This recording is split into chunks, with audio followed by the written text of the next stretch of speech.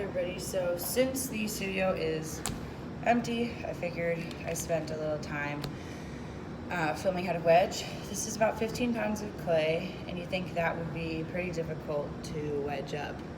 Typically it is, especially if you're doing the ram's head movement, which is when you go up and down, pushing on the center.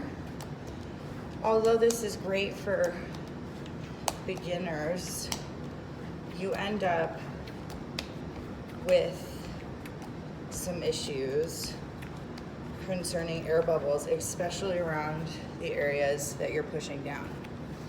And as you can see, yes, we have a nice spiral, but these areas where my hands were tend to create air bubbles. So another way to wedge a ton of clay is this spiral method. Just give me a second to start it up. But the spiral method, or the cone method, is where you're basically spending time focusing on one specific part of the clay.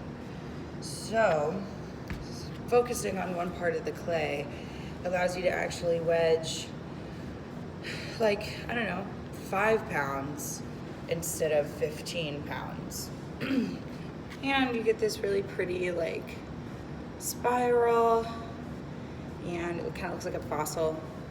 Love that.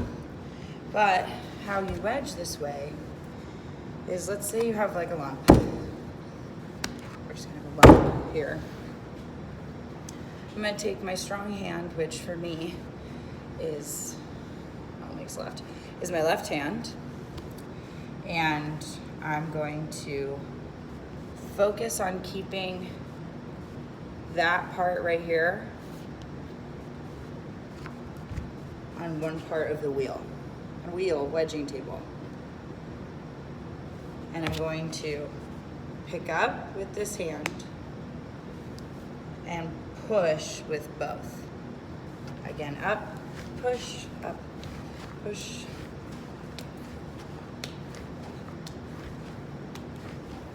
I'm just gonna wedge a little bit now so that you guys can see what I'm doing. See, with this hand, I'm picking up and turning down, but most of the push is coming from this hand. And as you can see, I start to gravitate towards one part of the lump rather than the whole entire 15 pounds, which can cause a lot of stress on your wrists. And when you're wedging 15 pounds, you always want to make sure that if you're going to throw it the whole 15 pounds, there are no air bubbles, because that is a crazy project and it takes a lot of strength and practice. But I'm not throwing this entire amount. I'm just going to throw off the hump, which I like to do with 15 pounds about. So now we have this beautifully wedged lump of clay, which we then take to the wheels and throw with.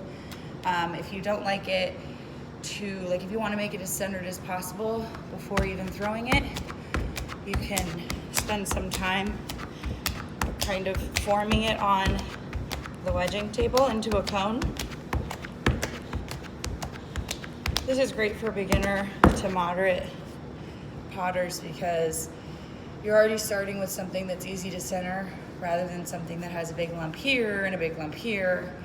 And you already have sort of a flat top and a nice base. And that's kind of how you wedge and prep your big pieces of clay. The smaller you go, there are some differences, especially with the amount that you push. I was pushing a lot because there's a lot of clay, but if there was just a small amount, I wouldn't be pushing as hard. But that's how you wedge. I'm sweaty.